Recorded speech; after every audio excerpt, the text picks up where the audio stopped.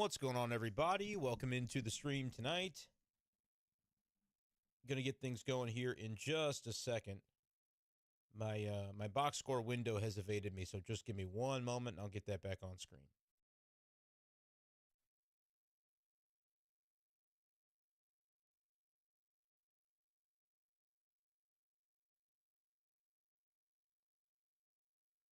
Excited to be back here tonight. It's been a little while since we've done a live video stream, and so plenty to talk about, of course. After a Cardinals win today, 8-5 over the Reds, they were able to get their groove back a little bit after dropping the opener in Cincinnati. Definitely a lot to talk about, though, in terms of the offense and what we're seeing from that group. The pitching, I think, still remains a bit of a problem on the starting side. And I want to talk about Arenado's ejection tonight, too. That's something that I might have a different take on than a lot of people based on the way that was kind of being discussed on Twitter tonight after it happened. And so just give me a quick minute here. We'll get the box score going. Be a little clunky to get started, but that'll be okay. I don't know what happened. It just disappeared. And so we'll get it going here in just a second. Get your comments in. Go ahead and start commenting with your thoughts, your questions, anything you want to make sure gets covered tonight on the show. Definitely make sure to do that. Alrighty here. Don't know what happened the first time.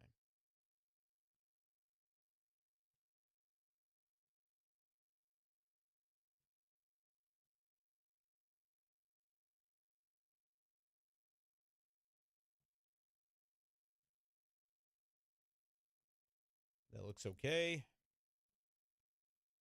Somewhat. All right, we'll call that good. Okay. Welcome in, guys. Going to find the comments here. Let me know if you can see me and if you can hear me. Audio seems a little low. We can bump it up a little bit, perhaps. Yeah, I've been having some weirdness going on with my computer. That should not surprise anybody, though.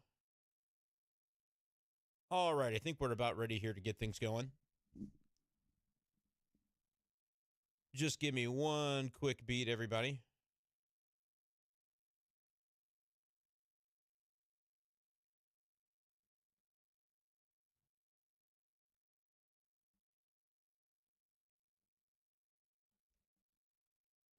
Alrighty. Go ahead and give the stream a like if you'd be so kind, and we'll be able to get things going here.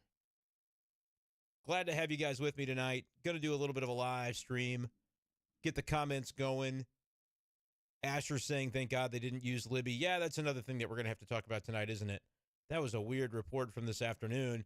I don't know that it's entirely shocking that ended up being something that we saw that the Cardinals said, but it was kind of predictable, right? That they might feel the need to use a Matthew Liberatore with the way the bullpen has been taxed. But fortunately, they didn't have to do that tonight.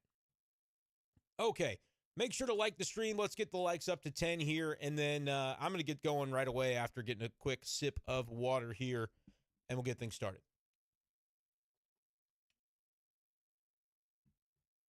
All right, make sure Audacity is rolling. It is. Got a little bit of an allergies thing going on, so excuse me if I sound a little under the weather. That's the explanation for that. Okay, I think we're ready to go here, and so we'll go ahead and get things started. Yes, we'll get things started here in 3, 2, 1. What's going on, everyone, and welcome into this edition of Be Safe Daily Live.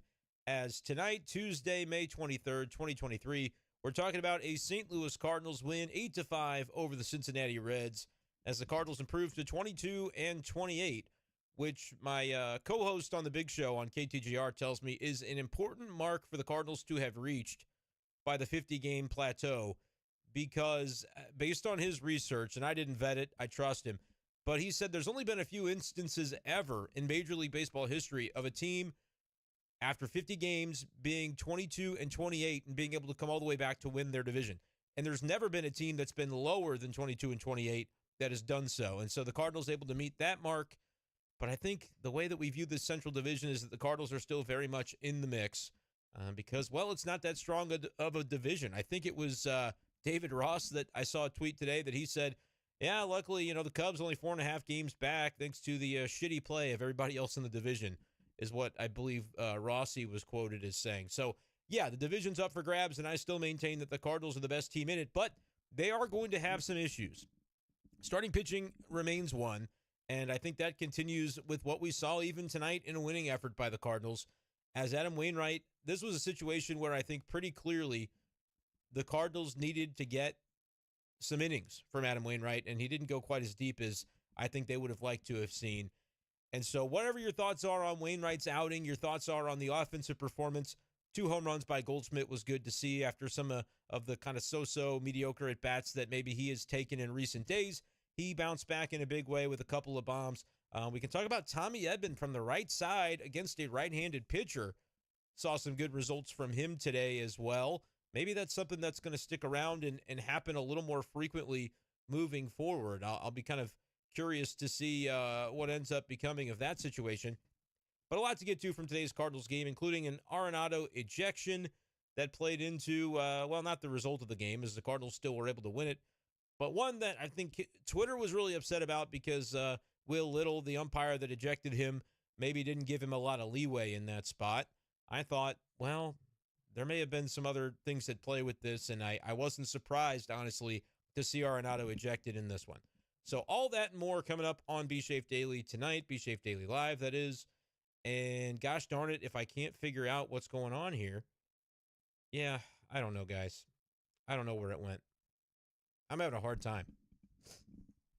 I am having a hard time because it's the third time I have brought up the dang box score, and it's just gone. I'm gonna pull it up one more time. I don't understand where it went. No idea where it went, so apologize for that. This is probably why I haven't done these lives in a little bit, because when I mess up when I'm live, it's a completely different situation compared to when I'm not live. So sorry about that. Yeah, it looks clunky on the screen, but that's about as good as it's going to get because it keeps disappearing when I click on it. So anyhow, so let's get into all of it tonight on B Shafe Daily. Make sure that you are subscribed to the YouTube channel. That's the main thing. You will be able to comment just as soon as you are subscribed. It'll be about a minute delay, and then you're able to comment right here. Let's get the likes up to 20 if you could. If you haven't liked the stream just yet, would love and appreciate you to do so and subscribe to the channel as we're closing in now on 850. 900 is a big goal, and then 1,000 to really be able to get this thing cooking. So everybody who subscribes really helps me out there. But yeah, make sure that if you miss any of the stream, you can check out Spotify in the morning. It'll be audio only on that platform.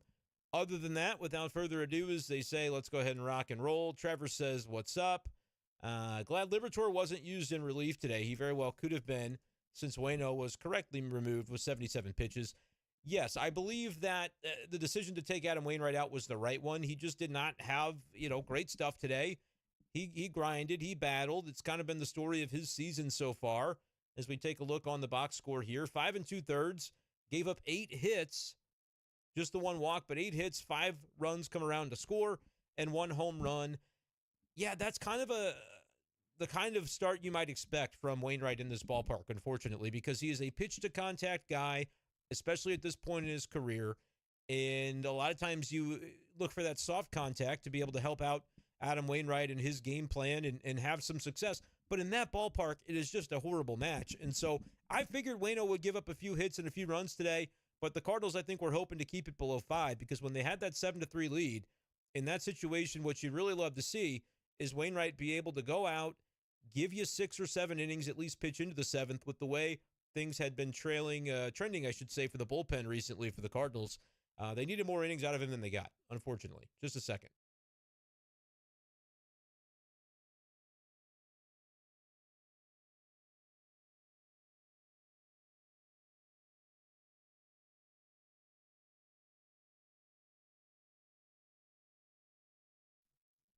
Apologies, guys. I might have to kind of break in and out a little bit, blow my nose and things like that tonight. Yeah, they needed more innings out of Adam Wainwright, honestly, than they got tonight. But I thought it was 100% the right decision by McEwing, Marmol, whoever was pulling the strings at that point in time to get him out of there, because you were at risk of this game getting away from you. The Cardinals led 7-3. That was really the perfect scenario to be able to get deep and say you can have a little bit of margin for error if you're Adam Wainwright. But he used up all that margin for error and then some, ultimately, and needed to be pulled at the time that he was. Stratton came in and did a really nice job. That's another aspect of this game that maybe gets lost a little bit in the shuffle. The job that he did tonight, an inning and a third, able to kind of settle things down there. In the end of the sixth inning, gets the key strikeout, pitches the seventh on a night that, honestly, I didn't know coming in what the Cardinals would necessarily have in their bullpen. And the fact that Gallegos and Helsley were ultimately both available for this game was somewhat surprising to me. I kind of figured Gallegos might be a guy that he's kind of had that rubber band arm syndrome, right, where he just kind of is able to get out there in situations on back-to-backs and things of that nature. So I wasn't too shocked to see him out there. I was surprised, though, to see Ryan Helsley out there after throwing the ninth inning yesterday and then getting in for the 10th and the couple of batters that he faced there. I definitely was surprised to see that situation unfold, but I thought it was a good one for the Cardinals because he is your best reliever, and so that's a guy you want in that spot. But then I think the narrative is going to continue. I've been saying in recent days I don't buy into it that Helsley can't pitch the second inning of an outing. He can't, I don't think that's a narrative that I believe. And now another narrative that is beginning to build is that Helsley can't go in back-to-backs, even though he's done it before. And by and large, this season has been an effective reliever for the Cardinals. Even after a rocky ninth inning tonight, his ERA for the season is 3.0. 2 walks and a hit in that inning, had gotten dangerously close to getting out of it with no damage whatsoever. Had the first 2 outs pretty easily, then a base hit, walked a couple guys in a row, and was able to ultimately get out of it, thankfully, for the Cardinals to avoid the situation that would have been just a disaster if they wasted an 8-run outing by the offense. So the Cardinals get that win. They get a little bit back closer to that equilibrium that we've talked about, looking for a 500 season. But yeah, I want to get into the Liberatore thing because that was news that came from the afternoon, and to me just didn't make a lot of sense that the Cardinals would be potentially willing to jeopardize his chance to start over the weekend after when they brought him up, they said 6-man rotation. It wasn't like it was billed as a one-off, and then they kind of changed it a little bit and said, well, we don't have as many relievers available to us because of the fact that Liberatore is out there in the bullpen. And so he may need to pitch on this road trip in relief, but it's just going to be on his day. That would be like his side session day, his bullpen day. He's just going to get his throwing in on the field. What's the matter with that? And they present it like it's this totally normal thing. And strategically, I get it. Like, it's not false what they, portended they were going to do. And it is ultimately what they did over the weekend. I didn't like it, though, because I think you're jerking around a starting pitcher who has promise not only for your present, but for your future if you're the Cardinals. And this is a team that has not done its job developing its young starting pitching prospects in recent years. It just flat out has not been able to get the most out of those types of guys in their organization. And so to say that, yeah, you're fine with just doing things a little bit off the wall when it comes to Libby, I wasn't keen on it because I thought, there's no reason to push it and to really take any unnecessary risks with this guy. I understand the situation. I do understand that if you're going to have a 6-man rotation, it's going to be more difficult to figure out exactly how you're going to get through games, especially when the rotation that you do have is not efficient. And that is something that falls on really everybody in this rotation. Tonight, not able to get through 6 was Adam Wainwright. It's not like it was terrible to get 5 2/3, but it was 5 2/3 of not incredibly effective innings. If you get 5 runs against you to make a 7-3 game a 7-5 game, and suddenly you really do have to think about using the leverage relievers once again when it would have been nice to get those guys a bit of a break. That's a tough situation to be in, and that's where the Cardinals found themselves tonight because Wainwright couldn't quite get it done. So I get it that he got the pitcher win, and I get that he's 3 away from 200, but that's not a successful outing by Adam Wainwright. And this week you've had other outings. Jordan Montgomery, not successful to only go 4 innings. They need more out of these starters. We've said it. We will continue to say it. But the Cardinals do. They need a lot more than what they have been getting out of the rotation right now. And so, yes, Trevor, I agree. Removing Waino with 77 pitches was right because you needed to win this game. And they end up using Gallegos and Helsley again. Gio looked good. Helsley had some struggles there in his 9th inning. Both those guys are going to be unavailable for sure tomorrow. And so, once again, we'll be going into another Cardinal game saying, can the starting rotation get deeper into a game? Can they help out? You'll have lefties available. You'll have Jordan Hicks probably available. Like, Cabby should be there. Hicks should be there. Verhagen should be available to come in tomorrow.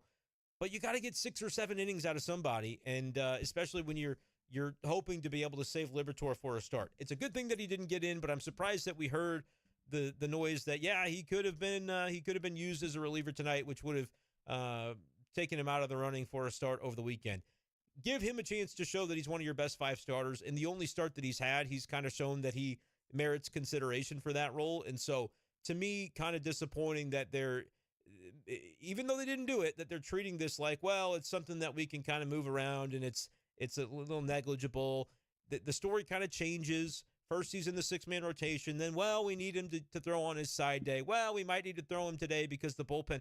This was all very predictable. The starting rotation doing what it's done is all predictable, and it's why you need a guy like Libby in that starting 5 or 6 or however many it's going to be, because you want to see if somebody else, some young blood, is able to come up and show a little bit more than what the veterans have done. I get it. It's a veteran-laden rotation. All 5 of them are veteran pitchers. So I don't really know, honestly, which one could be removed due to performance at any point this season. It's possible that none of them qualify for that because the threshold would just have to be so high, the error so grave, before the Cardinals would decide to take action and make a move. But to me, Liberatore in the one start that he's given you has done a great job. Give him an opportunity to build a little bit of a rhythm and maybe be that guy that can go 6 or 7 innings. And then if he doesn't do it, you have that conversation at that point. But he's earned the opportunity not to be drug around like a reliever at this point. So I hope that's not something that ends up happening in the remainder of this series. I think you should leave him in the rotation like you said you would. And if he continues to earn more starts, you give those to him as well. Ohtani rumors going crazy. I don't see any Ohtani rumors, anything new. I could be wrong about that. The Angels are playing right now. But I don't think that Ohtani and the Cardinals is something that's going to be discussed tonight. We're gonna have to do the dream scenarios on another day because we've got plenty of actual Cardinal stuff to talk about tonight. And I'll get to Andrew's comment here after a quick sip. Andrew K. mentions another night of a starting pitcher failing to go deep into a game, which, yes, I think it's fair to categorize it that way and have higher expectations, especially for Wainwright. He's got those expectations for himself. So when he doesn't meet them, I think it's okay to – it's not like I'm a guy sitting here ripping Adam Wainwright. I saw some really dumb tweets by some people tonight, and I called some of them out. I think, people have gone overboard with the Waino hate. I get he's not pitching well, but really that's kind of rotation wide with the exception of maybe Michaelis. I'll give some credit to for what he's been able to kind of stabilize within his season. But to act like Adam Wainwright's been bad for years and all this garbage, it's just patently false. And so, I want to make sure that I state that, but also hold him to the expectations he would have for himself to say, hey, 5 2/3 innings and 5 runs allowed is not what the Cardinals needed out of Wainwright tonight. They got away with it. They got the win. There will be repercussions down the road for having to use Gallegos and Helsley on a back-to-back. Like, you've still got a long road trip remaining the rest of this week without an off day, and then you come back home Memorial Day, the day after Memorial Day, then you finally get a couple of off days. They need to buy some rest for the relievers, especially the leverage guys, and they just have not been able to do it at this point. And there are repercussions for that down the road. So Cardinals win, but when you're in the situation that they're in, 6 games under 500, a win isn't always the end-all, be-all. You have to say the win matters, and it's a good thing they got it, because doing what they did with the pitching in a losing effort would really be discouraging. To say, yeah, we used Gallegos and Helsley and didn't win any of the games. 2 games in a row we did that and didn't win. Like, that would be a tough spot for the Cardinals to be in. So the fact that they did get the win today at least helps a little bit. But the pitching is going to remain a factor and one that is concerning. But if you want to talk more about the offense, get those comments in, get your pitching thoughts in, get your Helsley thoughts in, your Arenado thoughts. The first person that asked about Nolan, I'm going to kind of go off on my tangent about what I thought about the Arenado ejection. So if you want to know about that, make sure to ask and then get the likes in. We're up to 20. Appreciate that. Next milestone, 25 likes. Let's see if we can do it. And if you would like to like the stream or comment on the stream, rather, you can do so by just subscribing to the channel, trying to get myself to, let's try to get to 850 subscribers really soon. Would be an awesome goal. And then within 1 minute, you'll be able to comment on the live stream after you are a subscriber to the channel. So that's a lot of fun. Brent says that Walker hit a nuke today. Send down Barrera. The thing with Walker remains what it's always been, is when they bring him back up, he needs to be able to play every day. And I think there was maybe a window for that to have happened with the injuries to the outfielders that they've been kind of enduring recently, with Tyler O'Neill, who knows if and when he's coming back, and Dylan Carlson. But Mercado has kind of taken his opportunity and run with it. I think it was the right call to bring him up, as we've talked about, because he, is a little more expendable, at least in your mind he was, in terms of being able to send him out or DFA or whatever they would end up needing to do. Now, the way he's playing, though, I don't know if he's quite so expendable at all. But the point is, yes, Barrera is extra on this roster right now, but to bring up Walker, they've got to have an everyday spot for him. And right now, I still am not 100% sure that they feel they have that, even if we could look at the lineup and go, yeah, they've got spots for him. So we'll end up seeing what goes on with Jordan Walker over the course of time. But I was asked today, do I think it's going to be trade deadline before we see him? I don't think it's going to be quite that far gone, but my guess right now is like sometime in June would be my guess for Walker returning. Let's see. We're going to scroll back up because YouTube's jumping around, which is not an issue there. Joshua says, when can we see Walker called up? He's gotten hot lately. Yeah, man, like it could happen within the next week, but you've also got the dominoes are going to fall when it comes to O'Neill and it comes to Carlson. I know that yesterday the update on O'Neill was there's no timetable. I'm telling you, mentally the Cardinals have got to forget about Tyler O'Neill right now. I know that sounds crazy, guy they bestowed the starting center field job to, but if that guy is not going to consistently be available to them, the best ability is availability, right? And if he's not available, they've got to be out of sight, out of mind with Tyler O'Neill, because they can't keep wondering, well, when is he coming back? What's he gonna give us? It's enough already. If he's going to play or he's not, and we'll see when he's ready. I hate to put it in such kind of blunt language, but I think that's how the Cardinals view it at this point, to be quite honest with you. It's just kind of like, we'll see him when we see him. Because, I have not been on this road trip, and so I don't know the latest updates necessarily. But, we talked to Will Carroll, the injury expert on the Big Show today, and he seemed to kind of indicate his thought that it was a deal where it wasn't like a huge setback for O'Neill, but just maybe a mental comfort level with him being able to get back out there with the injury that he had.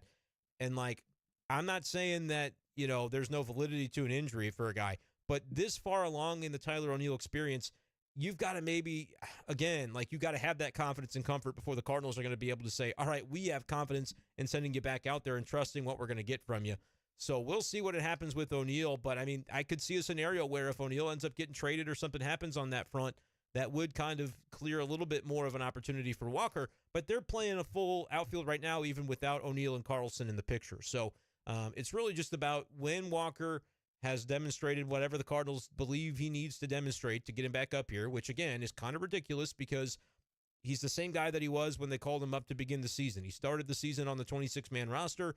4 weeks went by, and they suddenly acted like he was a completely different guy, even though he was the exact same guy and produced basically to expectations for what you'd think a 20-year-old and his just kind of kicking off his major league career would do. But they said, no, we want to see this, this, and that, and so he's been down in Memphis. I don't worry about any struggles that he has. The conversations with Guardians fans on Twitter today was absolutely hilarious.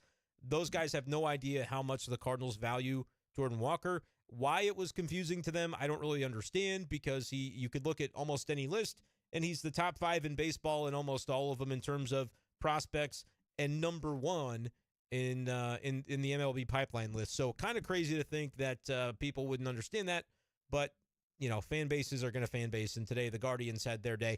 That'll be kind of fun, though, because this weekend the Cardinals will be playing in Cleveland, so that'll be a lot of fun to kind of track. Trevor is the first one to bring up the Arenado ejection, so we're going to get right into it. He says, I understand your view of it. I disagree that it was warranted, but I don't know what was said either. The zone seemed back tonight. Okay, the strike zone was bad tonight. The strike zone was bad last night. I thought there were some moments in both games that were, troubling.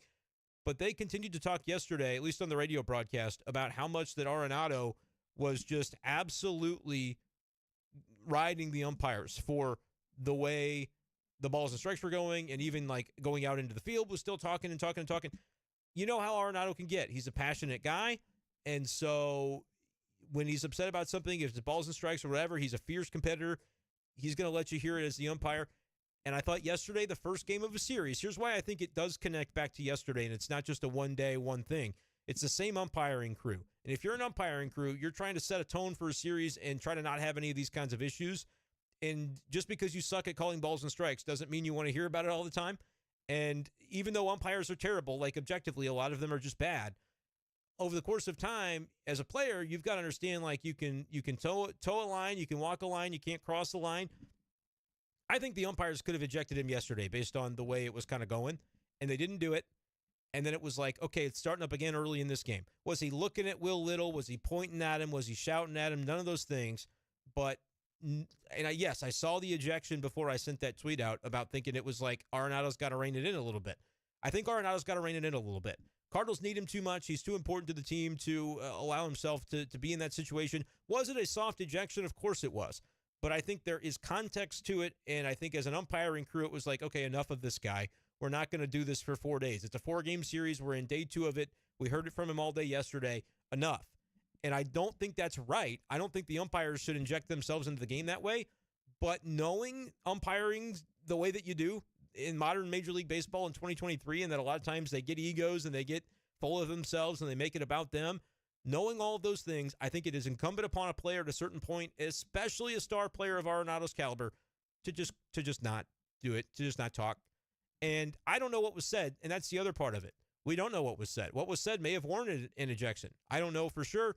Maybe it was talked about post-game. I didn't see it. So that's part of it that plays into it as well. I was not surprised to see Arenado ejected. Do I think it was reasonable of the umpire to do it? No. I'd like to see the umpires not make it about themselves, to not get their little feelings hurt, and to make sure that you understand that the people that are watching the game are watching for the star players and not for the umpires.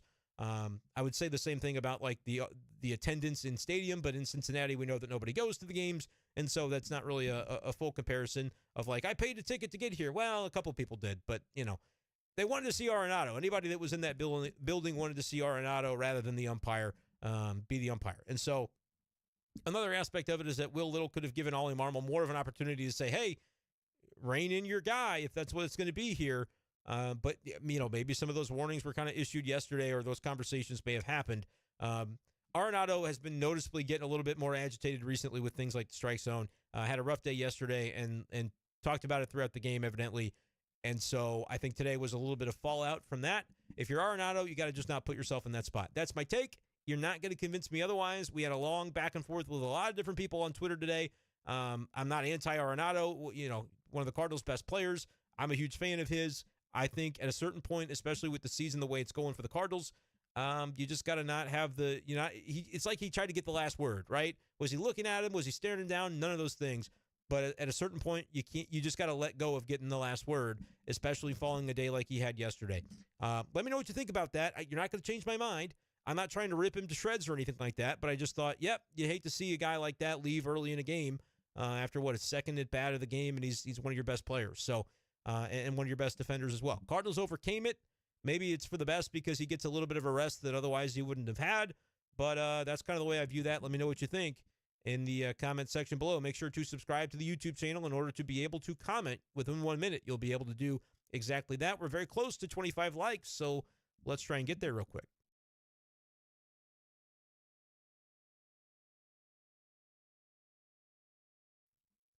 But we'll go ahead and dive back into the comment section now.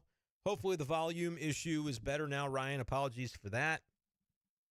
Brent, if they want to have Libby piggyback Mats, why not flip it and give Libby the start instead? Yeah, I mean, that would be something that would make sense to me. I just don't think, honestly, and I'm going to look that up because I want to make sure I'm kind of up to date on any of the latest things that have been said since I've not been just glued to Twitter for the last hour or so. And so if they've made comments about what's going to happen there with Liberatore, I want to make sure that I'm on top of it. Checking out John Denton's feed right now. He says, Arenado, home plate umpire Will Little, exchange words. I didn't think it should have been an ejection, but that's what I was more mad about, but we move on. And I don't see anything. If there's a report about Liberatore's going to piggyback Mats or anything like that, let me know who said it because I didn't see John Denton do it, and I know he's out there, so I don't know who would have said that. But, yeah, I don't know that piggyback is necessarily, the best thing that they automatically should do. I think they should let the guys start, and I get that you might be compelled to go, all right, Matz and Liberatore, if they can cover 8 innings combined, maybe that saves your bullpen for a day. But I just feel like I'd like to see Matthew Liberatore get to be a starter on this team. That's what they acted like they were going to do. That's what they said they were going to do. I understand that at a certain point there is a necessity for change, but I also feel like you knew all of the factors that were at play before you made those choices. Like, you knew that you had a starting rotation of guys that weren't going deep into games, and they still continue not to do that. And so maybe Liberatore is not the problem. Some of the other guys in the rotation are the problem by not being consistent enough with the way that they've gone. Is there anything that the Cardinals are really going to be able to realistically do about that in the interim? I don't think so, because like I said, they're all veterans. So I don't really know what the play is going to be for the Cardinals. We'll have to wait and see. Yeah, Brenden not using technology effectively, a pair unlike any other. I can't figure it out. I can't figure the stupid stuff out, and it bothers me. It really does. Childish Scambino says, Helsley has not been the guy that he was last year, but he can still be an effective closer. I just haven't loved a ton of what I've seen so far. ERA is 3.0. I mean, 3.00 at this point for Ryan Helsley. The last few days have not been great, but I think that's more the aberration. Like, remember, there have been some games. There was a game where Giovanni Gallegos got absolutely shelled. Remember, he basically cost the Cardinals a game when he came into one late. That doesn't mean that's the pitcher that he is. I think it's a little bit of a stretch right now for Ryan Helsley. That's not been as strong, but he found a way out of it tonight. Again, this was a single up the middle and a couple of walks. Last night, I don't hold against him at all because he walked a guy and then gave up a sacrifice fly. And that was all that happened. Walked a guy, gave up a fly ball out. I know there was a wild pitch in there as well, but I just think it's crazy that we're jumping on board this narrative. But Childish, you didn't say anything too inflammatory. You just say you don't like the way it's looked recently. And yeah, over the past 3 outings, it's been a little bit more suspect from Helsley, no doubt.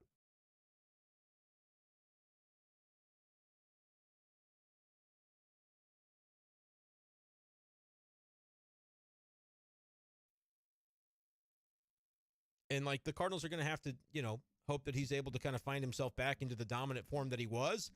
I don't have much doubt that he'd be able to do that. Again, he hasn't been terrible, but it's been a little bit rocky. The command has just got to be something that he hones in, I think. But was able to get it done tonight, and I thought he was the right guy to be on the mound there in the ninth. Winning is nice, but a long way from believing we'd win a playoff series. Yeah, Ryan, good point, man. Good point. You don't have the pitching right now consistently to do it.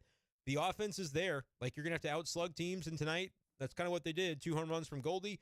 How about Tommy Edman, what we're seeing from him from the right side especially, but he's got an 827 OPS this year, and he's batting 8th, 9th in your lineup most of these days. I mean, that is just something really incredible.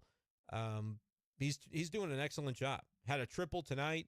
Loved the tweet from @Cardinals about triples are safest, triples is best. The quote from I Think You Should Leave was hilarious. Love to see that from the Cardinals official account. Goldschmidt did his thing. Nootbaar did his thing tonight as well. Like, the offense came to play, and they come up with 12 hits, and they knocked around Graham Ashcraft, who's a pretty solid pitcher. I mean, he's I don't know what his overall numbers are this year, 5.57 ERA, so he struggled a little more than I thought, I guess. But I looked at Ashcraft coming in, like, he's got good stuff, can hit triple digits at times. I believe he's done this year. So, that's not a terrible pitcher that they were able to beat around tonight, which was good to see. Hells threw over 40 pitches in the past two games. That's not normal. It's not, and he's definitely going to be off for tomorrow, and I would say probably off for the next 2 days. You won't see him again until Friday at the earliest in Cleveland. That would be my guess. And Childish replies back that is concerning. We need the guy to be good to stay in this thing. You need Helsley to be good. You need Gallegos to be good. You need more than 2 relievers, and I think they've got more than 2. Jordan Hicks has stabilized in a lot of ways recently, but most definitely, especially with the way things are going in the rotation, guys, the Cardinals need those bullpen guys to be reliable because you're using them more often than you otherwise would. But that is the problem. When you're using them so much, effectiveness is going to begin to wane due to fatigue and various reasons, overexposure, whatever the case might be. And so when that is the case, you look back to the rotation and say, you guys have to pick up the mantle so that group can get the rest that they need. It is a tricky situation, a catch-22 to be sure, And I don't know that there's an easy fix for it other than just seeing the rotation do more. They've got to figure out a way to do more. If Ohtani agreed to extending with the Cardinals, would you send Walker Winn? No, because it's a one. Again, if he was going to agree to extend with the Cardinals, Ethan, you could just wait till next year to sign him. And I get that would compromise whatever benefit you would get this summer, and maybe he gets traded and you miss your spot. No, you're not sending Walker, Winn, Graceffo, and more for Ohtani because you're going to have to pay him $50 million a year. Like it would be just an absolute organization killer if that guy comes over and then he blows out his arm and all he can do is hit. He'd still be a good hitter, but he wouldn't be worth what you were going to pay him to do it, and you wouldn't have the benefit of him pitching. No, you do not give up mega trade assets for Ohtani. I think that would be a mistake.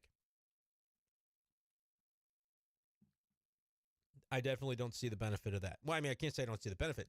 I say it's going to cost you more than you're going to gain from it. Let's put it that way. Cardinals Live says, I think the postgame mentioned the Cardinals are 6th in MLB in balls called strikeouts by umpires. This whole team has to be getting frustrated. Yeah, I mean, that's fair. I think we've seen a lot of them. I think Goldy maybe had one later on in this game tonight as well. That was a rough called third strike. But at the same time, if you're Arenado, you just kind of have to know your situation. And again, he didn't do anything over the top. I agree with you guys on that. But I was just kind of thinking, man, they're really talking about it a lot on Monday, the fact that he's still chirping. At a certain point, human nature is going to set in for these umpires. It shouldn't, but realistically it will. And I think that's kind of what happened. And then they had enough of it from yesterday, and they ran him today. It wasn't right. I think it was bad umpiring to do it. It was bad umpiring to call the ball that they called on him, or the strike three that they called on him. But at the same time, that's my take. I think he just needs to do whatever he can to be available. And like, this is how I always felt. And it's a very different thing to be talking about a major league game and like playing intramurals or playing sports in high school or whatever. Like, I always have thought, man, if I've got a teammate that's running their mouth to the ref or to the other team, like, there's no benefit to that. There's no benefit to it. Yes, I guess you could see the competitive fire comes out and that can give a spark to a team. But, man, you got to make sure you just don't give yourself a technical foul. If it's basketball, no technicals. If it's baseball, you don't get ejected. Like, to me, those are the things that I want to see in those moments. Just keep your cool. But granted, he kept his cool. He just kind of said one word too many today, I think. Asher says Helsley's reliable for 1 inning and 1 inning only. Anything above that, really flirting with a blown game. It's false. I mean, it's just patently false. Asher, it's incorrect, my friend. Look at the numbers from the season. The last 4 days, maybe that's been more the case because he's kind of struggling a little bit, but it's had nothing to do with the second inning. Tonight, he only pitched 1 inning. Had nothing to do with the second inning that he struggled toward the end of his inning tonight. Yesterday, he walked a guy and got a fly ball out. That's it. Those are the things that happened in the second inning. I'm just giving you the facts. I know that it was a wild pitch. I know that he had, he went 3-0 on Tyler Stevenson. I know all these things. He walked a guy, and then he gave up a sacrifice fly, which would have been just a fly out if there's no runner put on second base automatically. So reject the narrative there. And then Saturday was the one example of the season that it's happened, where he's gone out for a second inning and gave up runs. The one time in like 5 or 6 or 7 times this season. So recency bias for Cardinals fans. If it continues, then maybe it's a conversation, Asher. Right now, I do not agree with it. I think it's a lazy narrative. I think it's a recency bias-driven narrative.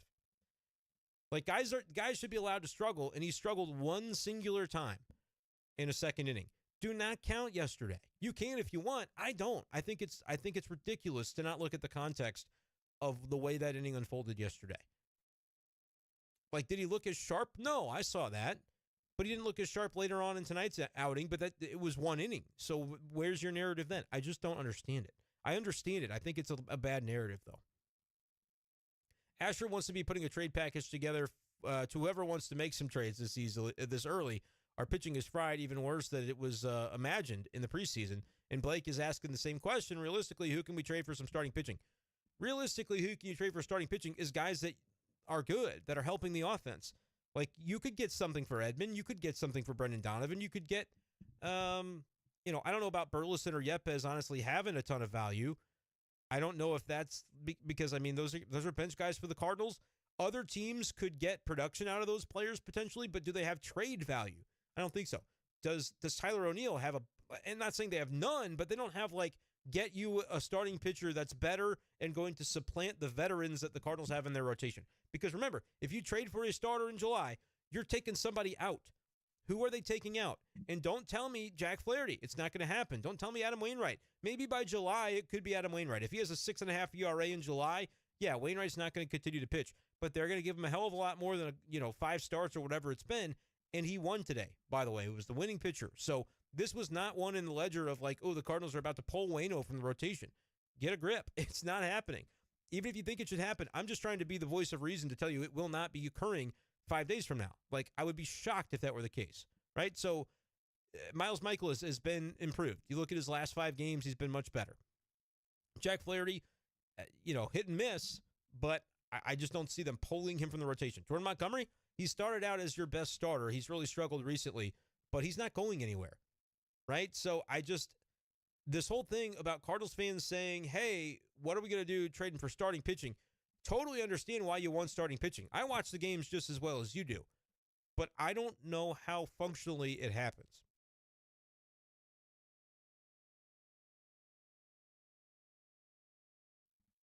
Like, I don't know how that ends up taking place where the Cardinals make this move and they say, hey, Steven Matz, you're out of the rotation. Maybe if he pitches bad for another month, but when he does just enough to where a 5 scoreless inning outing from Liberatore doesn't take Matz out of the rotation or, Flaherty or whomever out of the rotation, they're not replacing anybody. It's why they've got this stupid 6-man rotation that isn't one, because Liberatore deserves to be getting opportunities to start, but they don't know who to take out of it. And it changes every week who how you'd rank these pitchers. None of them are ranking all that favorably. Starting pitching is a problem for the Cardinals, and you are all right to be saying, hey, when are they going to trade for a pitcher? Who's going to be the guy that they can go get? All these questions are super duper valid. At the end of the day, I don't know that they're going to be willing to pay the price that it would take to get a pitcher. I'm talking about top prospects, whether it's pitching or a Mason Wynn. They're not trading Jordan Walker. I don't think they're trading Mason Wynn either, to be honest with you. Or if it's not top pitching prospects, and it probably would still have to be some of those kinds of guys, it would then be you're looking at the guys on the active roster that are helping you win games actively. Tommy Edman helping you win games. Brendan Donovan helping you win games. Like, the Cardinals don't want to trade those players. And so it gets, and I'm not even going to bring up Nolan Gorman's name. They're not trading him. That's what makes it a little bit difficult, is that I don't know that the Cardinals are going to be willing to meet the asking price or beat, heaven forbid, another team that's also after this same starter. Like if it's Shane Bieber or if it's Lucas Giolito, that might be a little more affordable, but he's on a short-term deal. So I don't know that that's the tree the Cardinals are going to bark up anyway. He's a free agent after this season. Dylan Cease is a name we talked about. He'd be great. Realistically, I just don't know that the Cardinals are going to be willing to do what it would take. A shakeup could potentially happen, but if they're continuing to win games and they get toward 500, like Mo is not just going to shake up a roster that if they get back to 500 even if it's by the deadline, by mid-July, you'd be able to look at that and say, well, after the 10-24 start, this team's playing, way above 500 baseball. So why would we change anything now? Like I'm just telling you what I am envisioning the narrative being. Yes, they need an ace. They need one bad. I am struggling to see the path, at least right now. That could change in a week, could change in 2 weeks, could change in a month with injuries and different things that happen performance-wise. But right now, it's hard to envision. It really is hard to envision because it's not like the other years where you go, they've got 2 pitching injuries and a third guy that's not performing. They need to trade for 2 arms at the deadline that can start right now. They need to get a Jay Happ. They need to get a Wade LeBlanc. They need to get it was very clear in past years. They need to get a Montgomery. They'll trade a Bader to do it. It was clear in past years what the need was. Now it's still a need, but it's not very clear where the holes are in that rotation, and that's what makes it a little bit more complicated. And we know that word complicated is one that John Mozeliak has not favored dealing with in the past, right? I know it sounds ridiculous, but I'm not saying they're not going to do it. I'm just saying I don't know right now what the answer is as to how they would do it. They need these veterans that they signed up and said that we've got 6 pitchers, and they decided in the preseason and the offseason that they were not going to pursue starting pitching. John Mozeliak said, candidly, we weren't very involved in those markets. And maybe that ends up being a strategic mistake. Those are his words, not mine. Right now, it looks like a strategic mistake, but they're paying everybody in their rotation. That's what's crazy. They're paying all of them. Veteran guys that have contracts. Every single one of them is getting multi-million dollars this year, except for Liberatore, and he's not really in the rotation. So does he even count? Like, that's what is so tricky about this. So, Blake, I get the question. Asher, I know where you're coming from.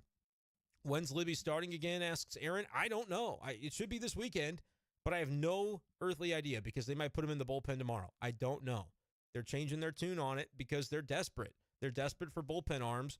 Who could have guessed that? That when you say we're going to go to a six-man rotation, we're going to have one fewer reliever available to us, and we're going to have the same rotation that has not been able to get deep into games all year, that there's going to be an innings crisis. Who could have possibly seen that coming? And Asher says, well, they got to send some guys down to bring up some extra arms in the pen. They cannot send Trace Barrera down for an arm. I've said that multiple times to people today. They cannot do it, and I'll explain why here in a sec. The reason they cannot send Trace Barrera down for an arm is because they're at 13 pitchers, 13 position players, and that is the split that it has to be. They don't get to choose that. That is a major league rule. You cannot have a 14-12 split in favor of pitchers. And so even though I think we all agree that Barrera is kind of superfluous on this roster on most days, they cannot do that move. Now, you could look in the bullpen and go, well, who can they send down for a fresh bullpen arm? I don't think you could send down Andre Palante. You could, but he's been pretty effective. You're not going to send down Helsley, Gallegos, Cabrera. Like, you look up and down the 7 relievers that are available to them right now, not counting Liberatore. None of them are guys that are Memphis shuttle guys, or should be. They're all guys that are going to stick around. Jordan Hicks, Verhagen, Stratton. Like, that's your whole bullpen. You've got 7 guys right now. So you can't do the Memphis shuttle thing either. It is a crisis. They need somebody to go 7 innings. That's why I was so, you might even say harsh in describing that Wainwright didn't give them what they needed today, because they needed 7 innings out of him. Honest to goodness, they did. That is the crisis that they're in right now, and it doesn't feel like it because they won a game, and they're only 6 games below 500, and they're whatever back they are from the first place team in the division. It's all good. It is a lot better than it was. They're in the midst of a potential innings crisis that could unfold over the next week, exactly a week, right? Between now and next Tuesday, their final game before getting a couple of days off. They need starters to go 7. They need it, and it needs to be 7 effective innings. You can't just say, well, you're throwing 110 pitches today whether you want to or not, Steven Matz, because we just don't have the guys behind you to help out. We're going to have to just throw the game away if you end up doing so. Like, that's not where the Cardinals can afford to be right now either after the 10-24 start that they had. They've got to get some things figured out, and fixing all of it would be just simply getting innings from the rotation. I feel like I'm beating a dead horse here, but it becomes true and true and true every single day we talk about it. It doesn't change. So that's what they need. Thank you guys for liking the stream. Let's get it up to 40. Can we hit 40? We're up above 30. Hopefully we gain some new subscribers. If you're new to the channel, welcome. We do this from time to time on nights that I don't do a live podcast. It's pre-recorded and shows up on YouTube around midnight, 1 a.m., whenever I happen to finish it. Then it goes on Spotify in audio-only format. If you have Apple, iPhone, you can listen to it on Apple Podcasts. It's called Be Shafe Daily. Search it on your favorite podcasting apps, and that's how you can listen. But if you want to subscribe to YouTube, that would be a big help to me, and that allows you to join the live chat on our little visits that we have right now. Let's see here. Finding our footing here from the comments section. Apologies, guys. I got my place lost a little bit. Allison says, she's a little late, but I'm glad I'm here. Liked, retweeted, and shared. Cannot wait to hear the take. And Allison, if you've got any questions, let me know for sure. Trevor says, thought we were going to see a fight tonight when Wilson had one go over his dome. Yeah, he was a little upset by that one, wasn't he? Little chippy. Asher says, had the feeling of a brawl. Wouldn't be surprised if we see one tomorrow or Thursday. A lot of bad blood between the Cardinals and the Reds. It's not really that team anymore. Historically, yes, as Trevor mentions, but the connection with these current guys.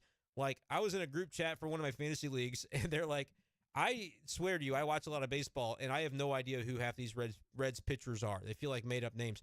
I said, the whole roster feels like made-up names. Like, the Reds are not the Reds that they once were. And, yeah, there's not a lot of holdovers there from those days. I'm not sure that the guys that are still there, by the time they get competitive, if it's 3 years, 5 years from now, whenever it is, it could be a completely different roster by then.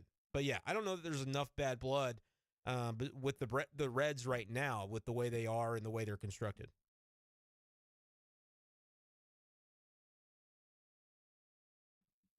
But you know what? Something that I have said is a brawl could do this Cardinals team good. Corn, what's going on, my man? Happy to see you as well. I wish my damn voice could get feeling better right now. Aaron asked what starting pitching trade targets I'd be eyeing. I'm eyeing Shane Bieber and Dylan Cease because those are guys that are controllable beyond this season. They're ace caliber. They're going to probably cost you a lot, but I mean, I'm going to play ball with you guys because you want to talk trade stuff, and I get that. Just keep in mind that my official stance is who are they putting in the rotation? Who are they taking out? In order to justify making a trade, the way I think the Cardinals are going to view it is the guy we get has got to be so so far and above what we have to be able to justify, hey, Matts, you're going to the bullpen, that sort of thing. Like, it's got to be somebody of a Cease caliber. Like, you can't, like, Lance Lynn could maybe have a great turnaround later this season for somebody if he gets traded. I don't think you can justify that because you could easily have Lance Lynn come in and be exactly the other 5 or 6 guys that you've got here. You've got to have somebody that you know is better. Cease and Shane Bieber, that applies to them, in my opinion. So I look at those types of guys. I'd take a Giolito as well. I think he's better than what they've got, but he's also a rental. And I don't know that rentals make a lot of sense for this rotation right now, barring injury, barring some things that could change, and they very well may change before the deadline.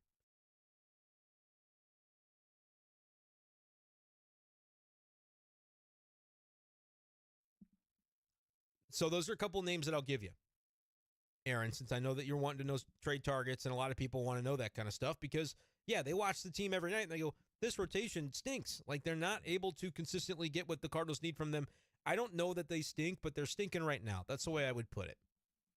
Like, tonight was not one to feel good about for Adam Wainwright. Now, granted, was it that surprising? Not necessarily. I thought he could get through 6, but giving up 3-4 runs, that was kind of what I thought he would do tonight. In that ballpark, he's a pitch-to-contact guy. It's not so easy to just be able to, get out of Great American Ballpark without giving up a little bit of damage.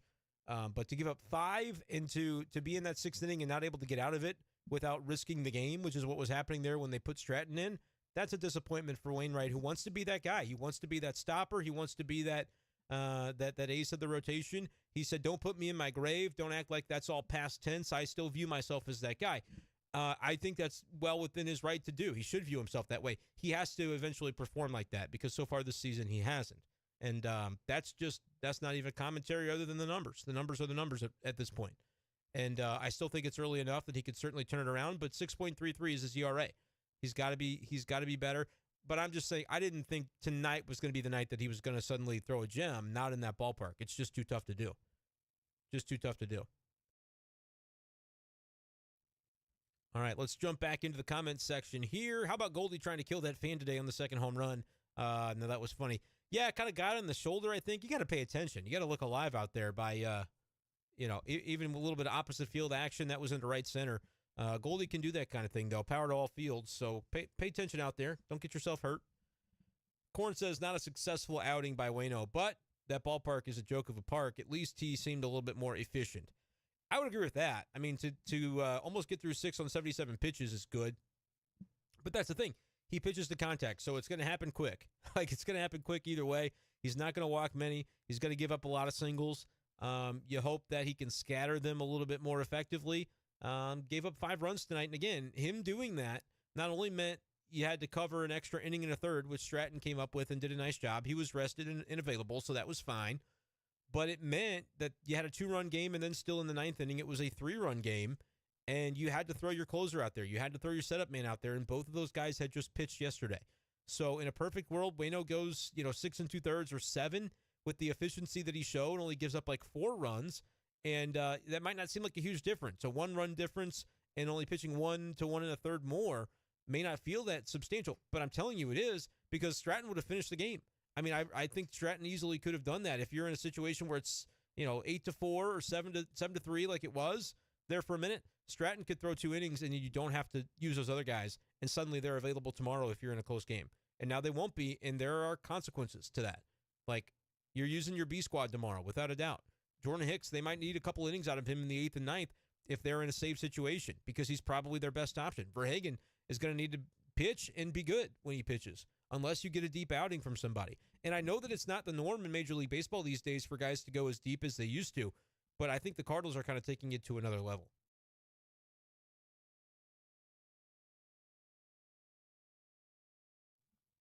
And I do apologize for the little pauses tonight, guys, but I've got to get off screen when I'm hacking like this. The allergies are absolutely killing me.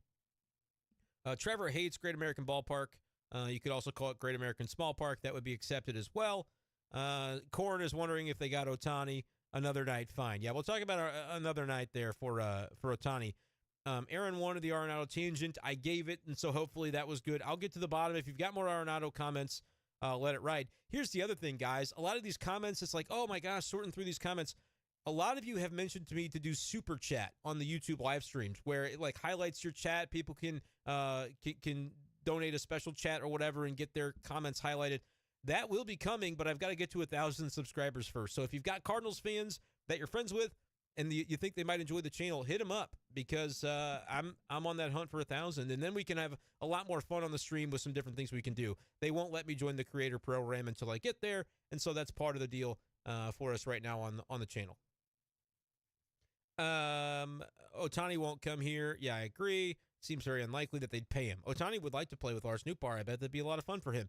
The Cardinals are not going to pay the contract that Ohtani would get. It's just not their type of risk that they tend to take.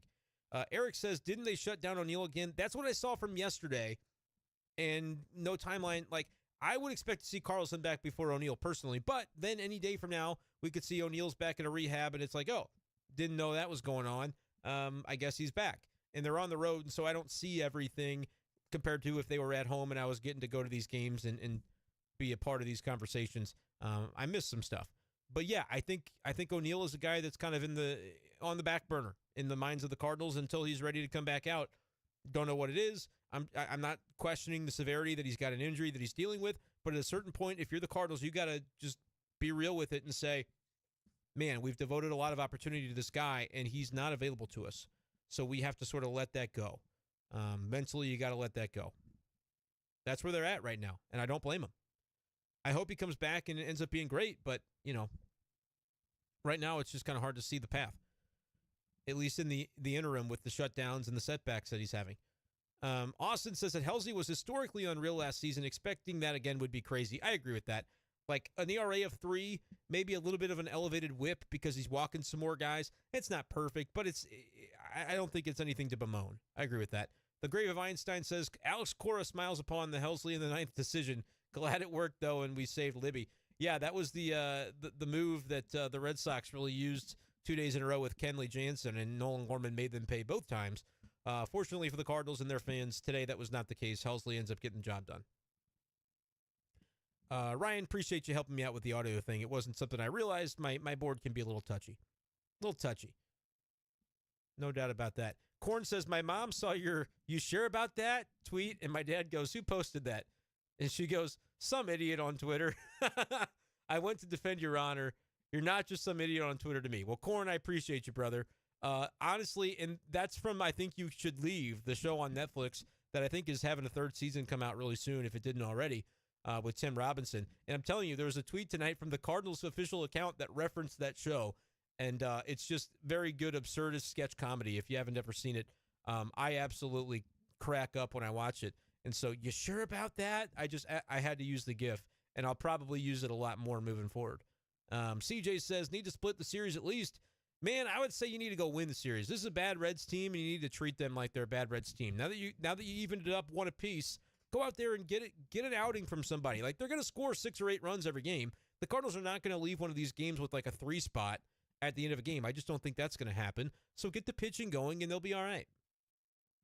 And Arenado said the silver lining for Nado's ejection, he got 2/3 of a day off, so that's good. Maybe it works out. Maybe he comes back a little fresher tomorrow, and maybe a little less argumentative. Who knows? John says, would you give up Donovan, Burleson, Matz, and Wynn for a Shohei rental? If not, what would you give up for that? I would not give up what it would take to get Shohei on a rental. Because if this team was like leading the division by 10 games and they had an injury to the rotation, maybe then you say, all right, this is the guy that can get us over the top. We're going to win a World Series. Otherwise, if I know it's a rental going in, no, you're not giving up Mason Wynn or Brendan Donovan. And Burleson, yeah, that's fine. Matz, they don't want Steven Matz in his contract. Maybe if you're paying the contract, the Angels would say, sure, we'll throw him out there every 5th day if you're paying his contract. But I just don't think there's trade value in that. So, but no, you cannot trade Mason Wynn for a rental no matter who it is, even if it's the best player in baseball, which Shohei, I do believe he is, the most valuable anyway.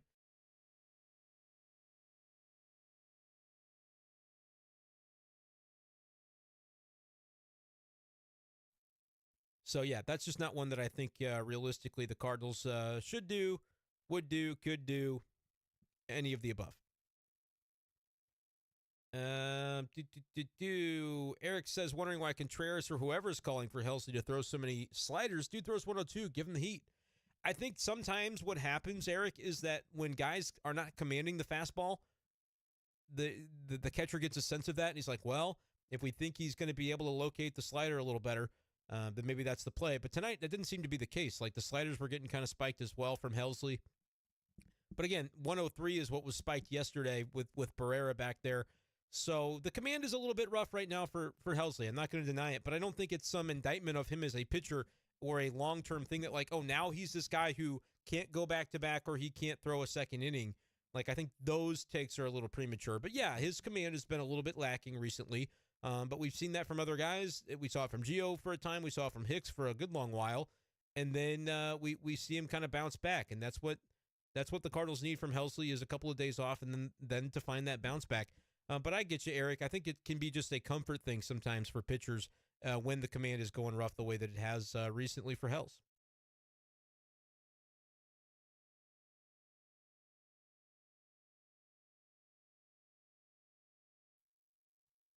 Looking back into the comments, Alex says, I don't understand how a six-man rotation helps the bullpen if we're down an arm in the pen and starters still only go about 5 innings. You hit the nail on the head right there, Alex. It doesn't. It doesn't help the team to have it, but the Cardinals are the team that made the decision to have it. We didn't, it's not like Twitter said, hey, people did ask for a six-man rotation, and I said, I don't really think it makes sense or is something the Cardinals will historically do.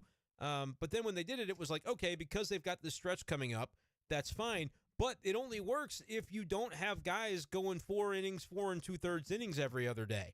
Like, that's where you get into trouble because, like you said, Alex, you've got one fewer reliever. With the rules in Major League Baseball now, 13 pitchers, 13 position players, it's got to be even.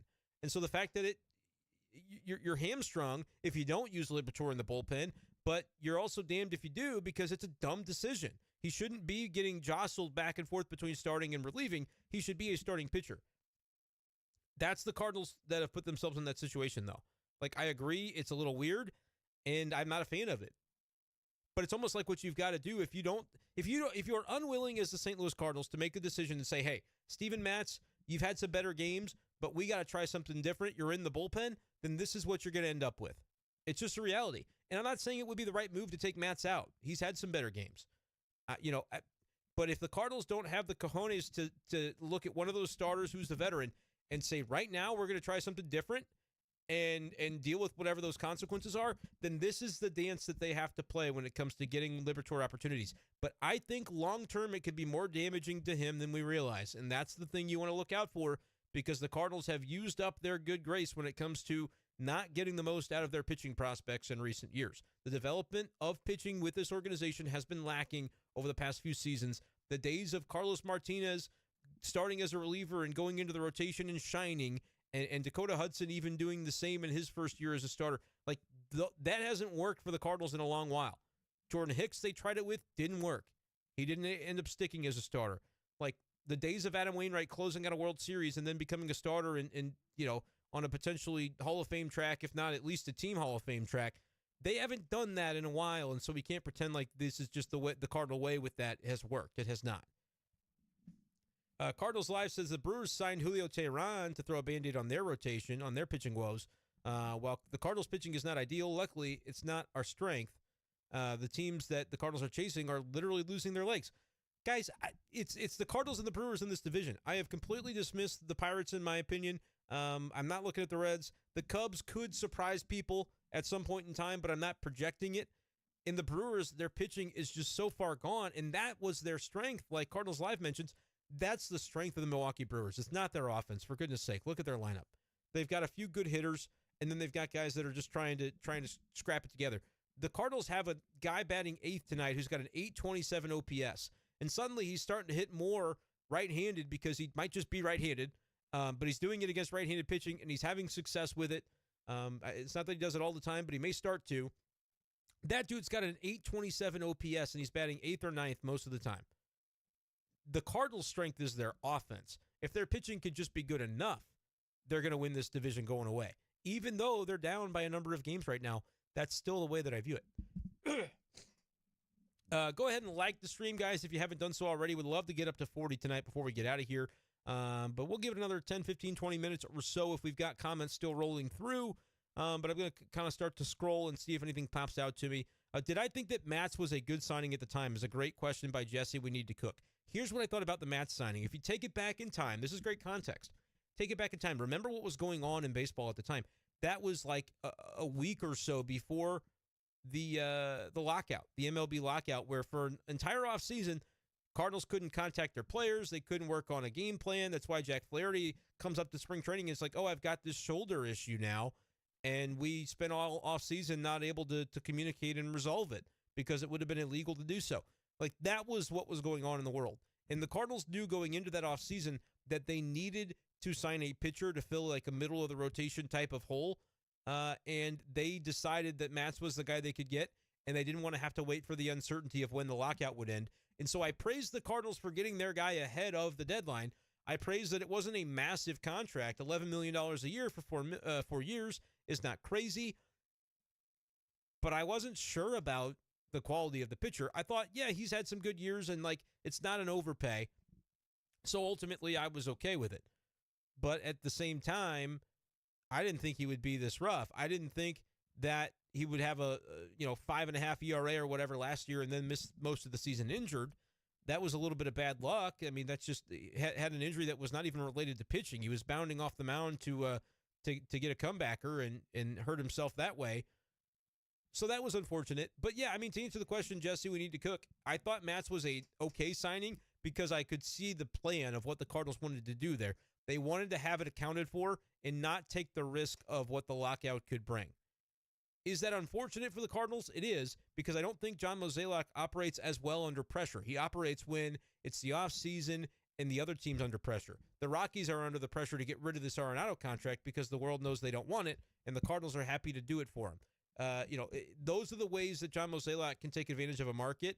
He and the Cardinals have not operated well under stress of uncertainty, where one day this lockout's going to end and it's going to be a free-for-all, and the Cardinals just wanted to be secured before that. And so did they rush into it with Matz because of that? Yeah, maybe. But I thought it was fine, and I still think it could end up being okay, but it's not going to go down as a great signing. I just think he hasn't pitched well enough, and I just don't know that he's going to for us to look back at it and go, oh, that was great. It was the kind of signing you make if you're risk-averse to having a complete hole there. But oftentimes those kinds of deals, those mid deals, where you say, we'll pay a little bit for an Andrew Miller and we'll send some money for a Brett Cecil. We'll spend some money, but we don't want to overspend for the best guy in the market at the time.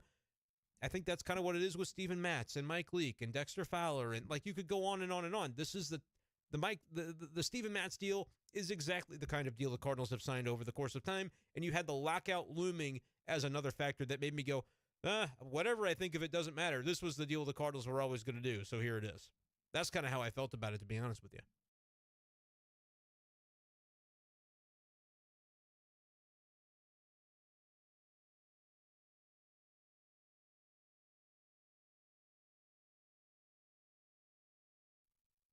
But that's a good question. I appreciate that question when it comes to the Matz deal, because I didn't hate it. I didn't hate the signing at all.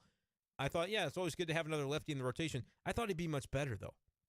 I didn't think they overpaid. I just thought it was one that was like, yeah, they did this deal because they knew they could get him and they could not worry about it come December 1st and January 1st and February 1st when that lockout was going on. One more like to 40. We can do it, folks. We can do it. Aaron says, which of the current starters would be the best reliever in terms of stuff, adaptability to the role, etc.? I think Steven Matz, honestly, could be a solid lefty reliever because he did it at the end of last season. And right now you've really got Genesis Cabrera in that role, and you've got Andre Palante as a righty, basically filling a lefty relief role now that Zach Thompson is in the rotation for Memphis, which I didn't mind. I think long-term, give your first-round pick a chance to be a starter. That's the valuable role. A lot of times relievers end up coming after they've tried it out as a starter and the path ends up needing to change for whatever reason. I didn't mind the Zach Thompson move. I understand it. But I think there could be a fit there where you say Steven Matz could just be a lefty reliever and a little bit of an expensive one, but he throws like 94, gets it up to 95. In a shorter stint, he could be a guy that goes 96, 97 or more. I think that's possible. So my answer is unequivocally Steven Matz, and he's the one that feels like the most likely. And yet, if he has a couple outings where he's close to a quality start, he's going 5 2/3 and 2 runs and 3 runs, like beggars can't be choosers. Those are going to be the kinds of outings the Cardinals would take from guys, and so that's what makes it a little bit tricky to just say, oh, it's Steven Matz, that's the guy you send. I don't know if that's going to be the guy. We'll have to see. CJ wants to call the Red Sox. O'Neill and a prospect or two for Chris Sale. I don't agree with it. Remember what I said earlier in the stream, and I'm going to look up Chris Sale's number to make sure, numbers, I should say, to make sure I'm not totally speaking out of turn here. But I said, if you're going to make a trade for a starter, you need to be damn sure that the guy you're getting is better than what you've got. Chris Sale's got a 5.01 ERA. Big contract attached. No thanks. Like, if they have injuries, then maybe. But you can't tell me that bringing Chris Sale into this rotation is just going to automatically make it better when he's got an ERA of 5 this year. You need to bring in guys that you know are going to deal. Otherwise, can you justify moving Matz to the bullpen? Or can you justify moving whoever else you're going to move to the bullpen? I don't think you really can. Now, you're thinking the right way, though, about trading O'Neill for some pitching. I think that is a move that they could, and probably, I hate to advocate, yes, trade this guy, because I'm not in those rooms to know what a value of a player is at this point in time. But with the way the roster is shaping up, could I see that making sense if he gets back to health and establishes some value before the trade deadline? Could absolutely see O'Neill for a reliever in particular. If you can get just a really good, solid reliever, I think that ends up making some sense for a bullpen that, it's going to have injuries. In the second half of the season, it's just going to have them. It's unavoidable to me at this point. So, yeah, that's kind of the way I look at it. The Cardinals are only team in MLB that would play their 2 utility infielders over just recalling their number 1 prospect. That's from Cardinals Live. Sure, that looks bad, but here's the thing. Tommy Edman needs to play in the lineup every single day. Needs to be in there. Every single day, bar none, not a discussion, not a conversation. And so if right now, sometimes you got Contreras at DH, which he was signed to do, although he's got a hit, guys. I'm going to call Contreras out a little bit and say, where's the offense coming from Wilson right now? Because he's really struggling. A 232 average, a 699 OPS. If he's going to get DH at bats, he's got to start hitting. That's a little bit of an underscored situation from the last week or so that he's really fallen off offensively since that 2 home run game the other day. It's just not really been there for Wilson. But in the larger context, Edman's got to play every day. 827 OPS, has been one of the best hitters on the team. Excuse me. Did not get the pause in there in time. He's got to continue to be in there. And so if you're going to play Gorman at second base sometimes, that means Edman's going to have to shift to the outfield because Paul DeJong is going to still continue to get opportunities. He went 1 for 3 with 2 runs scored today, so he's still continuing to do it, and his OPS is nearly 1,000. So for Paul DeJong, you're not taking him out of the shortstop spot, and I think the reason, and I've griped on this before, but I think the reason that it's always been DeJong at shortstop and Edman moving around is because they know Edman can do it. They maybe foresaw this possibility that they could have to use him in the outfield. It has ultimately come to fruition that they're doing that now on a pretty regular basis, and so that's why DeJong was kind of bestowed the shortstop. They might also just think DeJong's a better defensive shortstop, but that's not really the way they talked about it in the offseason. Edman's our shortstop. DeJong's going to have to move around. That's what they actually said. It's not what ended up happening. I digress. But my point with that is, if DeJong's your shortstop, Edman's going to have to move around with Gorman and Donovan both as factors. And so, yes, it's kind of a weird thing that both are infielders and they're playing a lot of outfield recently, but Donovan goes 2 for 3 with 2 runs scored and a walk today. He should be in your lineup too on most days, especially against right-handed pitching. So that's just the reality of where things are right now. I get it. Walker should be on this team and starting, but that's the roster John Mozeliak built. He's got to find a trade that makes sense. But the problem is, the guys you should have traded in the offseason, like Tyler O'Neill, they're not even as a part of this mix right now, and they couldn't get the value for those kinds of guys. They couldn't get the value for the ones that they weren't earmarking for everyday spots. Tommy Edman was earmarked for an everyday spot. Think about, Yepez, Burleson, those guys could have potentially been moved, even if they like them as players. They're not earmarked for everyday spots, and so not being able to turn that conglomeration of players into a pitcher or two, and then throwing in guys like Dakota Hudson and finding ways to clear up 40-man spots that way, that's been an issue for the Cardinals going back into the offseason. And now the result of it is they've got some gluts and some log jams that they're dealing with.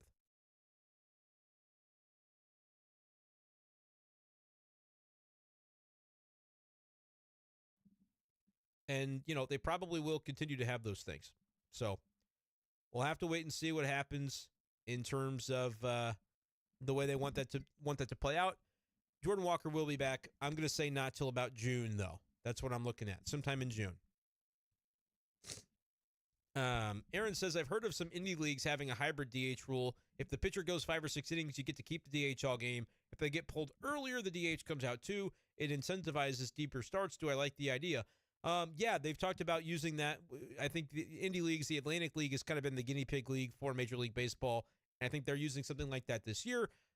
It's a little bit off the wall, but I would be okay with it. It would add to some strategy to late game stuff if you don't have a DH, which could make some interesting decisions and stuff.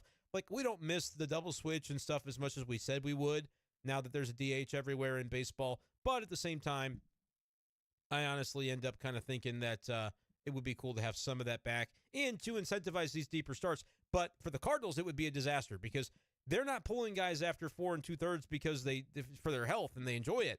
They're doing it because they don't have pitchers that are successfully getting deep into the games and having efficiency and effectiveness. That's the problem for the Cardinals. But Aaron, yeah, I don't mind the rule change if they would ever do that in MLB. Probably not. There's a Players Association issue there at hand. But it's interesting. I'll give it that.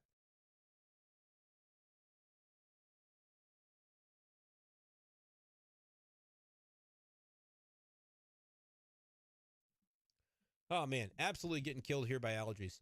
Corn says, I think you should leave is the best show of all time. It is really hilarious. It's not everybody's type of comedy. My favorite one is in the car where the guy goes, don't you know how to effing drive? And he goes, no, I don't know how to effing drive. I don't know what any of this stuff does, and I'm scared. Like, it is just absurdist kind of comedy that absolutely hits home for me. So if you have not seen, I think you should leave on Netflix. Give it a try. You may think, what the hell is this? Or you may think this is the funniest stuff I've ever seen. But it's worth trying if you haven't seen it. CJ says, Cardinals need to try and get Chris Sale without giving up Graceffo. Again, I just don't know why Chris Sale would be a target. He's not, like, if he starts just lighting it up and does it for a month, and you go, okay, I think Chris Sale is back, then maybe you think about it. But right now, you're just replacing him, putting him in there, and taking out a guy who is liable to do the exact same thing. If you're going to make a trade for a pitcher, it's got to be somebody that you know when you're sending Matz to the bullpen, he goes, okay, I get it. I get it. I see who you just picked up. That's fine. Like, you have to have that kind of guy coming in. And I don't know if Chris Sale is that guy at this point. He could prove that he is again, but right now, I don't know. Good to see him moving Gorman toward being every day.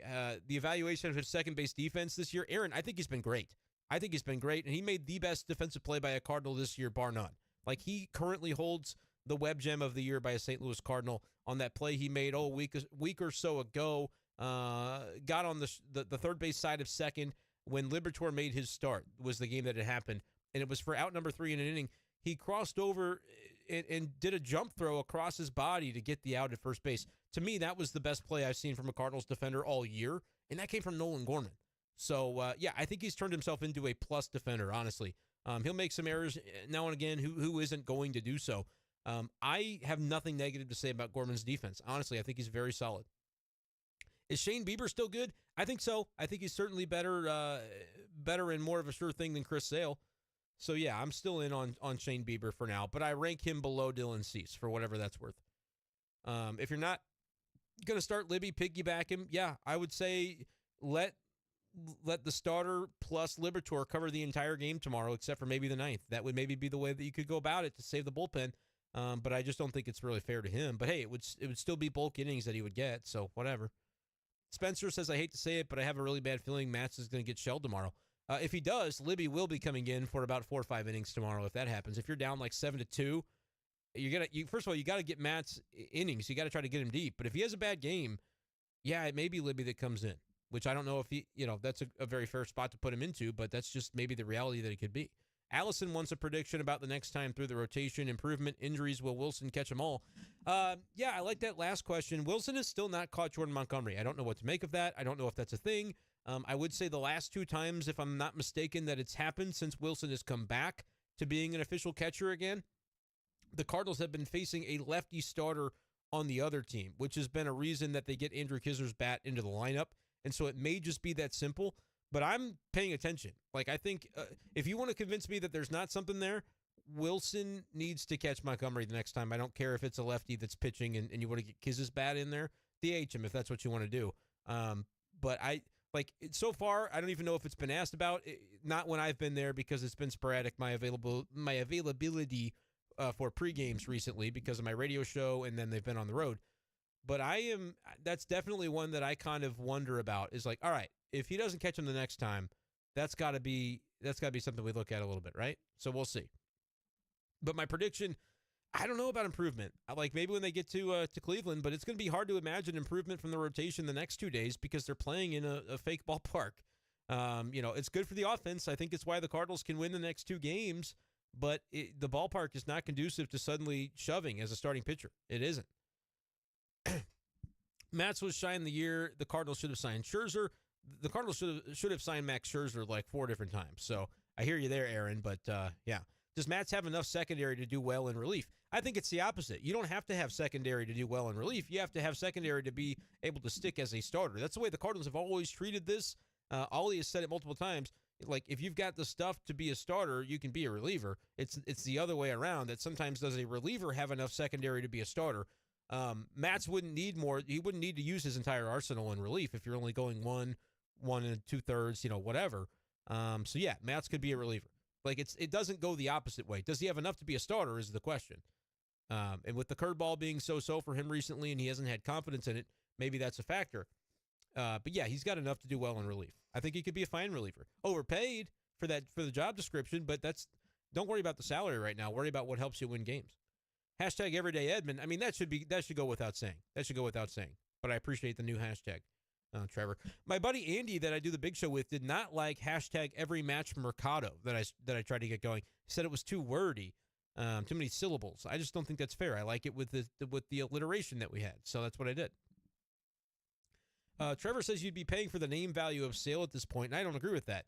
You'd get a discount because he's got like a $20 million contract per year, and he's not worth that. And so they would be loving to get rid of him, I think, in that situation, unless they're really contending, which in that division I don't think the Red Sox will be.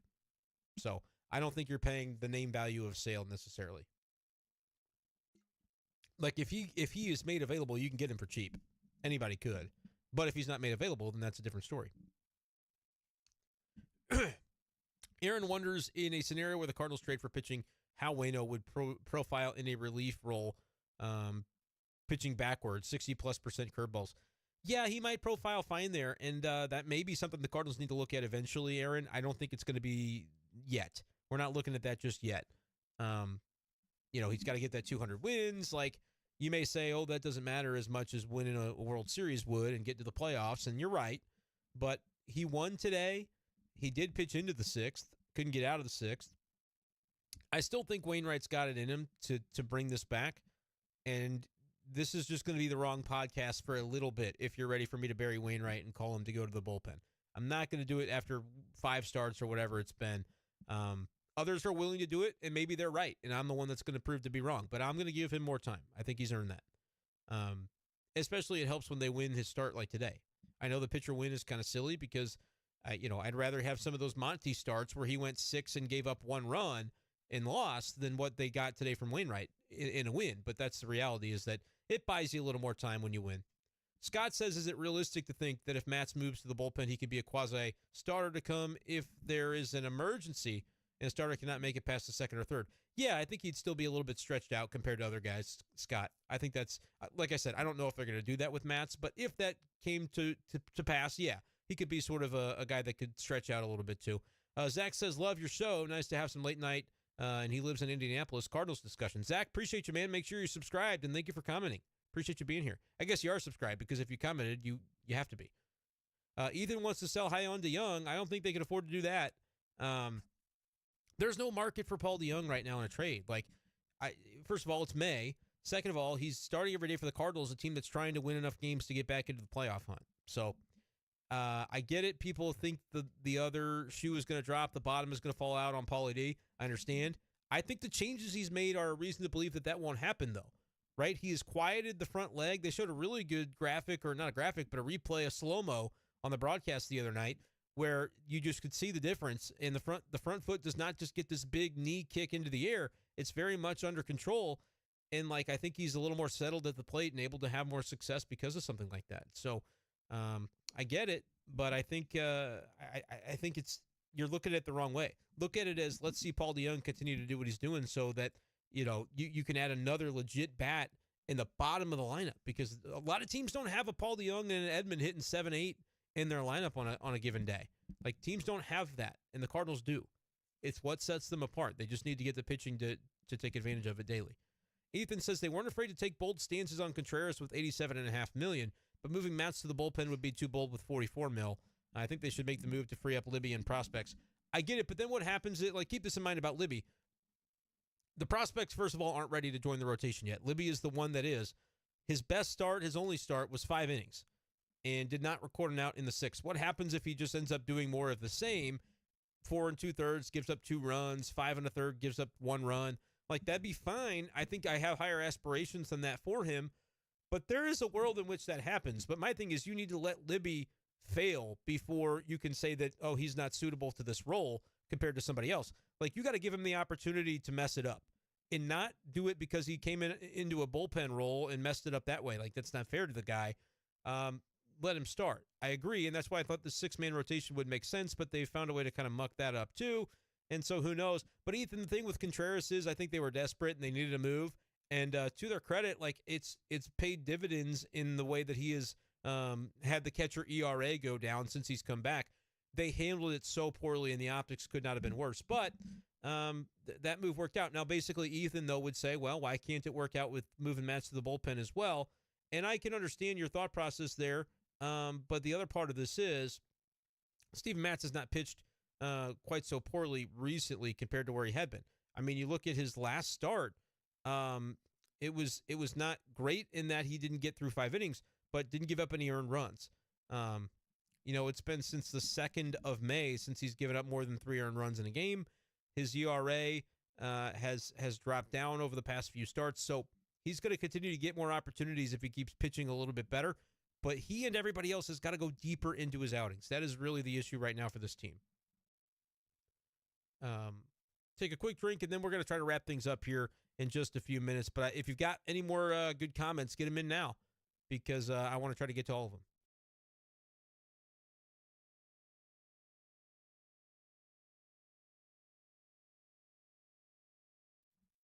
And it would help, too, if I can get my computer to cooperate. Everybody's going to chip in and buy me a real computer. Like, this thing sucks, dude. Random comment, but the AL Central is so bad. Yes, it is. Jesse, they need to cook. The AL Central has been getting cooked. No doubt about that. Paul says Paul DeJong is a Cardinal, period. Get over it. And I agree with him. He may not be next year. I'd be surprised if he was next year. But then again, if he OPS is 987 like he is right now, they'll sign him to that damn option. But, I mean, to sustain this for a full season, he would not only be an all-star, but he would be a Silver Slugger and a potential MVP candidate. If at a 987 OPS, hitting on the pace of 30 home runs or whatever it is that he would be on. I'm not saying he's going to do that. I'm actually saying he's not going to do that. But he could very well still OPS 810, 820, 850. That's definitely within the realm of possibility for DeJong, and he's a Cardinal. That's exactly right. He's a Cardinal this year. Trevor, I don't think they're going to extend him, but let's calm down on that. But it's been really cool to watch him cook. He has cooked, and the Cardinals have benefited from it, no doubt. Trey's still on this team is mind-boggling. He serves almost no purpose at this point. Yeah, his purpose is when Wilson DHs, which, again, the bat has not dictated that he really should that much right now. When he DHs, Kisner catches, and you might need to pinch hit for Kisner toward the end after a lefty starter gets turned over into a right-handed reliever. And then Barrera can catch a couple innings. That's the only point, and I agree. It's not a good usage of a roster spot at all. Joshua asks, is acquiring a starting pitcher even a possibility this year without an injury? Your point about 5 veterans and none of them really being clear removable candidates makes it hard to believe they'd pursue an upgrade. That's exactly right, Joshua. That's what I'm saying. I think it's hard to imagine that they would do it unless the upgrade was so far and above the guys that they had that you could justify it and say, hey, listen, Matz, you've been great, man. Maybe not great, but your ERA is 4.97, and you've really, you've battled, but we were able to get Dylan Cease in a trade, so you're going to the bullpen. We got Shane Bieber. His ERA is 2.9. You're going to the bullpen. That would be the scenario, Joshua, that it would happen. And that would be costly, and it would clear up some roster glut because you're going to lose multiple major league players, I think, if not just high-end prospects for that kind of talent. So, no, I don't think a Chris Sale or a Lance Lynn or, unless there are injuries, I just don't understand why people are clamoring for some of these starters that, yeah, you may be able to acquire them cheaply, but you're looking at guys that realistically, are they better than what you've got at a 95% confidence interval? We'll go back to statistics class. You got to be damn sure, because otherwise you're just moving around the deck chairs on the Titanic of a rotation that has not given you what you need, and now you're giving up assets to make sure it still is going to give you not what you need. So that's what's tough. So Joshua, you laid it out pretty well in describing the way I view it. Without an injury, I don't see them trading for a starting pitcher unless it gets so bad with one of them that you go, all right, clearly this guy's bullpen or DFA material. But given that they're all veterans with contracts, unless they do something very non-Mozeliakian, is that Mozeliakian? What they could do, Joshua and Cardinals fans listening, do I predict this? No. But could they just wheel and deal at the deadline? They trade a Montgomery or a Flaherty or both and then bring in guys? They could, right? They could.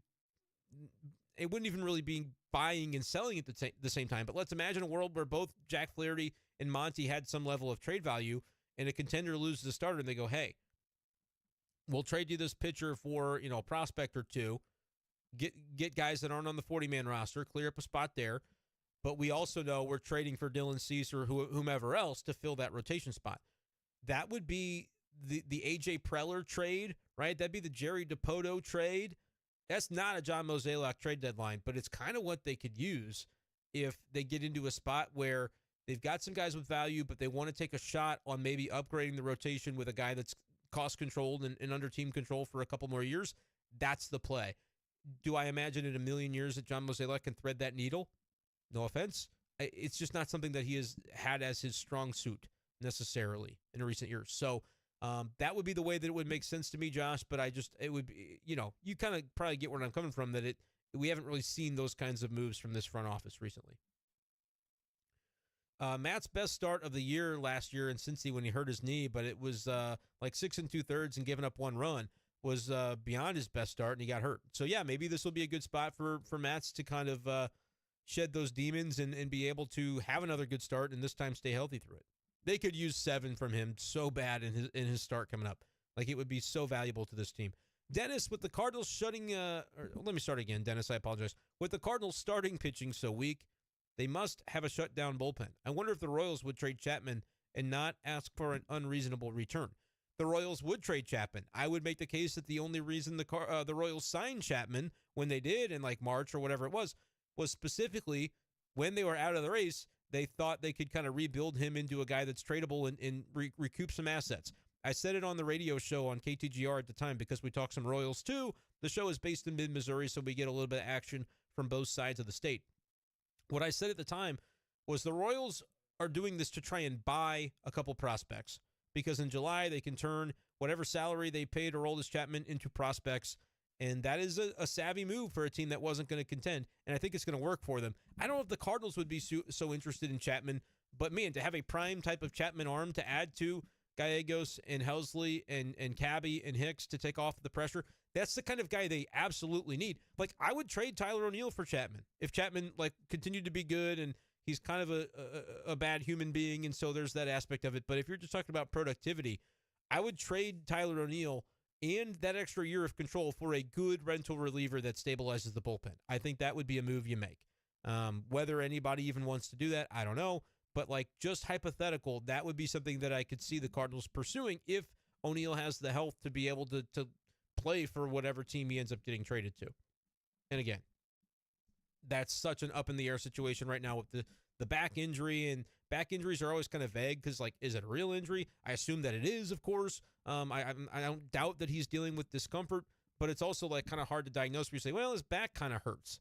Yeah, I'm sure it does. How do you make up a timeline for that? It's difficult.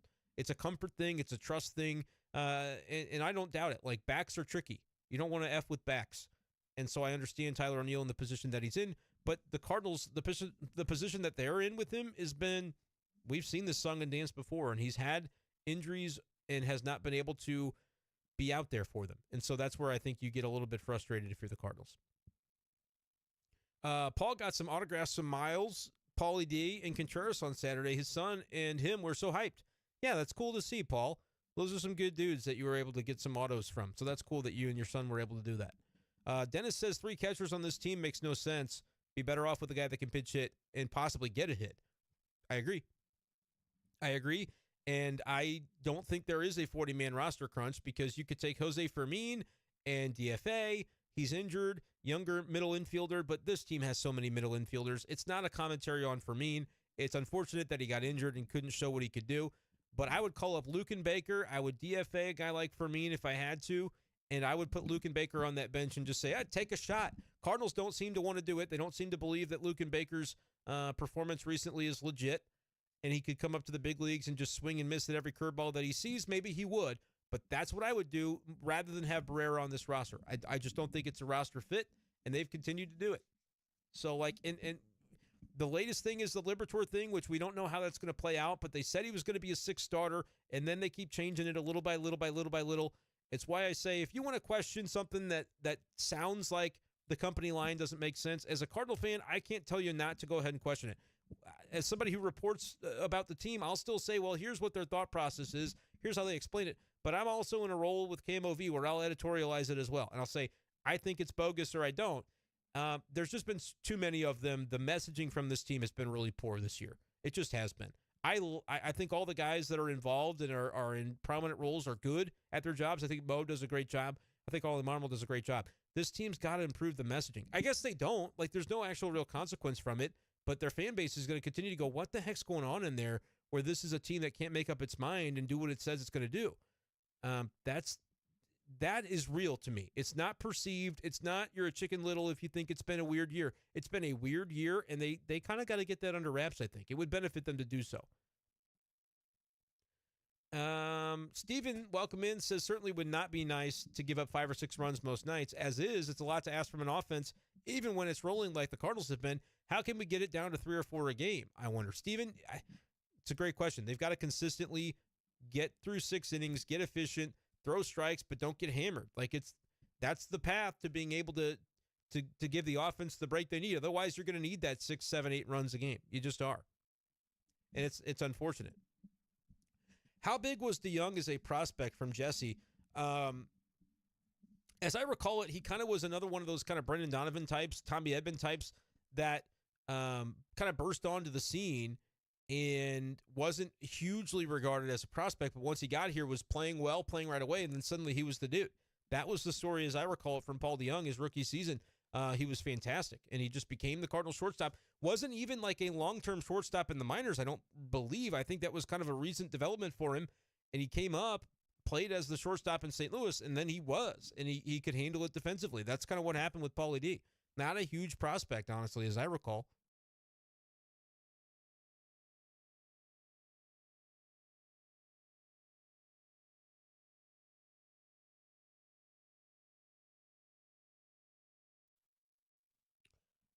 And again, apologies, man. The allergies are absolutely killing me. I saw a comment from Adam asking about my favorite Rick Hummel story. Yeah, man, I was not ready for that Monday morning to hear of the passing of Rick Hummel. He was a guy that was always so, nice and cordial to everyone and friendly. Was nice to me. Always, fun conversations when you got to hear Kamish talk about baseball or hear his opinions on a game or anything like that in the press box down there in Jupiter. Kamish would always run the NCAA brackets with the players, and that was always a fun thing to get to be involved in too, down in spring training. Like he loved sports, loved baseball. When you're going to work and you're already retired, as he was at the end of last season, but he was still coming to work, going to the ballpark in the part of the ballpark that's named after him, literally, the Bob Bregg, Rick Hummel press box. Like, that's a sign that you love what you're doing. So I talked about it on B Shape Daily a couple days ago, or I guess this just would have been yesterday. But yeah, man, we're gonna really miss Rick Hummel. Favorite story? I mean, there's a lot of stories. I mentioned this on Twitter that I liked that just at the beginning of this year when the Cardinals were playing the Blue Jays, Kamish was there in the press box, and you know how before the game when they play a team from Toronto, they're going to do both anthems. And I don't remember if the O Canada was just instrumental or what it was, but Kamish was singing for the whole press box and just, absolutely going for it. I thought that was fun. But when he would tell stories, and last year at the Baseball Writers Dinner, Derek Gould did like a sit-down kind of interview style with him, talking about different things. And like the stories Kamish could tell about being in the hotel room with Muhammad Ali, like just stuff that just would blow the mind. The guy did and saw everything there was to do and see in sports.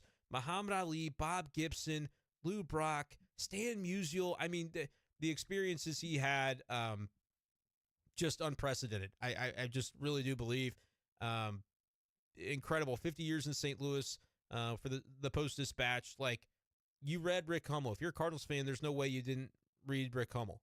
He was just so prominent and around for so long and did such a great job, reported the truth.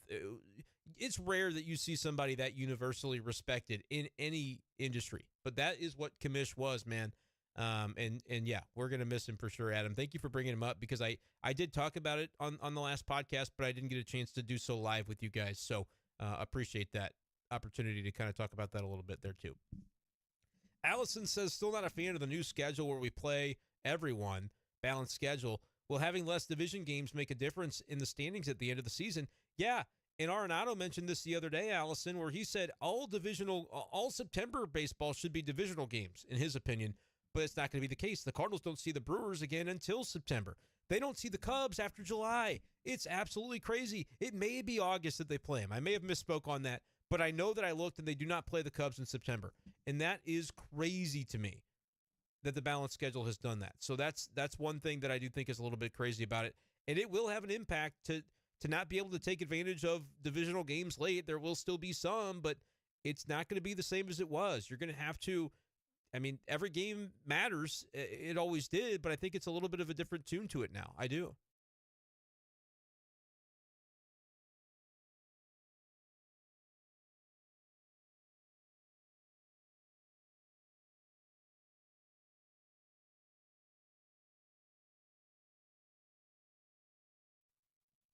Yeah, the balanced schedule stuff is interesting to talk about. No doubt about that. Aaron says, people just enjoy Paulie D. It's really cool that he figured it out. What a great story. Enjoy it. Thank you. I agree with you, Aaron. I agree with you. Aaron says that the Waino to the bullpen comment also was not intended to be a right now question, but maybe post-deadline. Yeah, I think he could be a reverse kind of pitcher in the bullpen, Aaron, if he had to go there, throw a lot of curveballs, spot the fastball. I think that could work out, to answer your question. Gabe wants to know the chances of the Cardinals picking up DeYoung's option next year. I think he would have to just maintain it through the whole year. And so I think, Gabe, the better question is how likely is it that you would believe he would do that he would maintain, an 850 or higher OPS? Because if he does that, he'll be worth the price of it. And they will have seen a full year. Because like right now, mentally, we're all still kind of going, all right, but is it going to happen where DeYoung just kind of falls off a little bit? Everybody's thinking it. I hope that people can just enjoy it like we've had the commenters say, but a lot of people, I think, are kind of thinking that way. But if he goes the whole year, and right now he's a 987 OPS, if he goes 850 for the whole year, yeah, Gabe, I think they're picking it up, even at $20 million or whatever it is. Like, I think they probably would. So, is it likely? I don't know. I don't know what to expect. If he falls off and then ends up, his final OPS is 790, that's where it gets interesting because I don't think he ends up being worth that. And it would mean that his final 4 months or whatever were not nearly as strong as the first, month or so that he's gone through so far. And so it would be a different decision. But it's just going to depend on how he continues, Gabe, to be honest with you, man. DeYoung being a rookie all-star was awesome that year. And he came out of kind of nowhere. Like, not nowhere if you followed the Cardinals system, but other teams, if their fans didn't know who Paul DeYoung was until he showed up. Trevor said, on the Lukin thing, how will we ever know if he's any good until he gets a shot? Or it'll just take him getting to the Rockies. Yeah, trade him to the Rockies today, and then we find out. That's what the Cardinals should do. It would be the most fair thing to him. Eric, the question of where you're going to play Baker, it doesn't matter. He's the bench bat. He'd be a straight DH or first baseman. No, he'd be in the Barrera role. The context there, Eric, was we're talking about Trace Barrera, and I would rather see Luken Baker off the bench than that. That's kind of what I'm looking at. And you say he would play less than Barrera. It makes no sense. It doesn't make no sense. When they need a bat at the end of a game, like yesterday, for instance, Barrera took it at bat. They could have had, Luken Baker come in, take that at bat in the 10th inning instead. And if you think Luken Baker's not a better bat than Barrera, that's fine. But then you could have had Wilson Contreras come in to be the catcher. You burn the DH, but you're not going to go into the 13th inning where that's going to even be a factor. So, yeah, I think that's the situation that I'm looking at for sure. A giant that never made anyone feel small. Yep, Commish Man is a legend for sure. No doubt about it. Luken Baker to the Rockies for Austin Gomber. Yeah, you never know. You never know. Zach said I hadn't heard that, but all division games being the last month of the season would be fire. Agree with that, too. Adam says good stuff. I think we've kind of rounded out the comments a little bit here, and I told myself we weren't going to do this 2-hour show because people have told me, they said, I can't listen to the whole thing on replay. If I miss it live, I like to listen in the morning, but I don't have 2 hours to listen, and so I've made this go a little bit long. But you guys had great questions tonight. Eventually, I would love to get these lives to where they're closer to an hour 15, maybe hour 30 tops. But, hey, it is what it is. We had a lot to get to tonight, and so that is the case. If I did miss your comment, I apologize. Eventually, the super chats will be coming, and then you'll be able to really help me out. I don't even know how that works, if you have to pay a little bit or I get a little bonus from it somehow. Eric says, love the long streams. Ignore the haters. Yeah, I'm to the bottom of the comments, so if you want to tell me something now's your chance because I'm going to see it right away. But when we get to 1,000 followers, or I should say subscribers, which we are going to do, if it kills me, 5-hour stream. No, but I could do a watch party at some point. I can't show the broadcast. I can't do any of that, but we can watch along together if you think that would be fun during a game. That might be something we could consider eventually. But once we get 1,000 subscribers on the channel, we can do the super likes and the super chats and things like that, where if you really need to get the comment out in front, you can pay 25 cents. Or I have no idea how it works. But just trying to make this thing go, and you guys are helping me do it. Check out the Patreon, too, if you really want to help me out and support me that way. We'll get some more content going on there. I haven't done it this week, but I'll maybe tomorrow will be the day we put some fresh Patreon juice up there. Patreon.com/bschaeffer12. Make sure you're subscribed. Make sure you're following on Spotify. Even if you don't listen on Spotify, to get my followers up, that always helps, too. So you guys are doing a great job of helping me out, and I hope that I'm giving you content that's worthwhile. So that's the name of the game. Thank you guys so much for being with me. Allison, thank you as well. Love the streams. Zach said reserve the long shows for like a Friday night game. Yeah, it's tough, though, because sometimes I'm out and about on a Friday, too. But all the feedback helps, too, guys. Like, I may say, I don't know if I can do that. But the fact that each of you are saying, here's what I like, here's what we think, that helps me tremendously, because over the course of time, I get to learn, here's what everybody does appreciate, and I want to be a man of the people and help you out with that. Try to get it to 50 likes by liking before you get out of here. Otherwise, I'm sure the people in the morning will take care of it. Corn, we're getting closer to 1,000 subs. We just tell your friends.